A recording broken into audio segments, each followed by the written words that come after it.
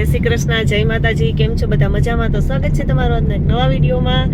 અને આજે જો કાકાના છોકરાના મેરેજ પૂરા થઈ ગયા છે ને, તો હજી મારી બેનની ન્યા છે, મારી માસીની દીકરી ન્યા. તો અત્યારમાં ન્યા જઈએ છીએ.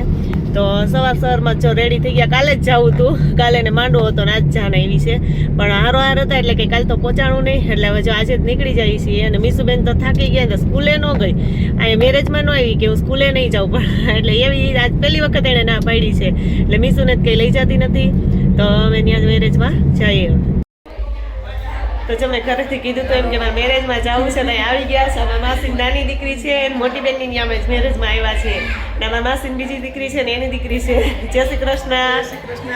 પૂગી ગયા બેન, પૂગી ગયા, મોડા આવ્યા કા આજ વખતે. અમારા માસીની દીકરી છે એની ત્યાં અમે મેરેજમાં આવ્યા છીએ. જય શ્રી કૃષ્ણ.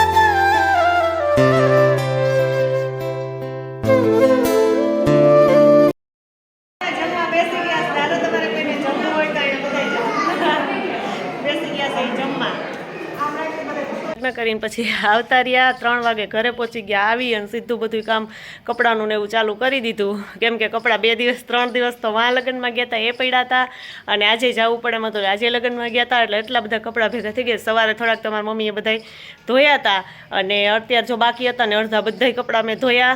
અને અત્યારે જો ઘડિયાળમાં 5:30 થઈ ગયા છે ને અત્યારમાં રસોઈનો ટાઈમ થઈ ગયો છે. એટલે હું ફટાફટ છે ને પહેલાં રસોઈ બનાવી નાખું. કપડાં બધા ધોવાઈ ગયા ને મારા મીસુબેન જાય રમવાનું કામ ચાલુ કરી દીધું છે. સ્કૂલે તો જવું નથી કા. જો એમાં ફુગા થાય કોઈ દી. લિક્વિડ એટલું બગાડ્યું. જો લિક્વિડ લઈ લીધું ડોલમાં, અને પછી હવે જો એવો પાઇપનું બટકું લઈ અને ફુગા કરે. મોઢામાં લિક્વિડ વહી જાય મરી જાય હોતું. જો ગંધારી મૂકી દે એલ બધું. જો એવું અત્યારે બધું કરે છે. અને સવારના વાળ એમણે ખુલ્લા છે કા. હવે સાંજે સેટ વારો આવશે, કેમ કે હું રસોઈ બનાવીને પછી એને વાળ વરાવી દઈશ.